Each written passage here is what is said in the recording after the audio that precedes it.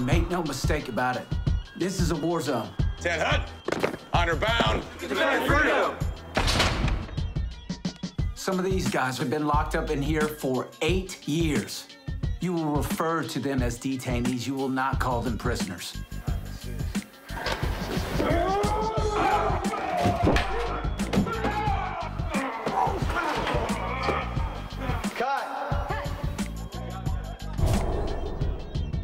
Camp X-Ray is really about Guantanamo Bay and everything that's happening behind the fence line. From the beginning, when I started writing it, I knew very much that I wanted to make it a very contained story about 2 people in one room, and not try and make it about this grandiose epic about Guantanamo Bay, but to really focus instead on the small story between 2 characters and the very small idiosyncratic details of life down there.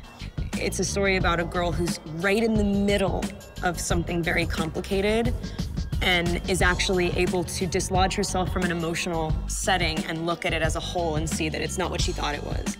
Ali is played by a guy named Peyman Moaadi, amazing actor. He's portraying a detainee. When I read the script, my first expression was, oh my God, this is a very beautiful story and I like to do this. The balance was very interesting for me. You know, it wasn't a film about good guys versus bad. It was about humanity. I love Peyman. We all jumped on Skype one day to meet, and he was like, hello! I was like, whoa, what? He's like one of the most charismatic dudes. His energy was very contagious, which was good because my whole thing on that set was very tight. Everything was like hard, like a bit labored. And so every time I got around him, I had no choice but to open up a little bit. Working with Kristen was a really remarkable experience because she was so completely committed to the role. And she was instrumental in really digging into who this character was and what she's thinking and what she's doing. Peter Sattler, he knows what he wants.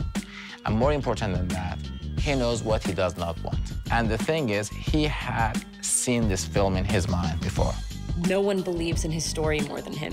And it's not just the fact that he wrote it. There's an energy that he has. It was the perfect energy to have after hadn't worked for like 2 years. So it was like back in it, like with full force.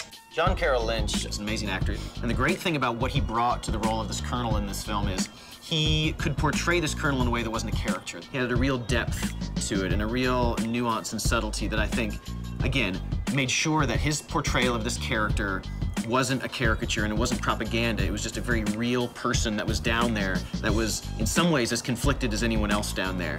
You know, in circumstances like this movie, where we hear so much about Guantanamo Bay and there are documentaries about Guantanamo Bay, and it's sometimes hard to understand what dramatic material can add to that. The beauty of dramatic material is, when done well, it can focus our experience down to the human level. I think the main hook for me was seeing this person, like this very simple girl, be told that something that she thought was right for so long was wrong, and to just see how that rocked her. It's very important to be a part of a movie that is saying a very important thing in this world today.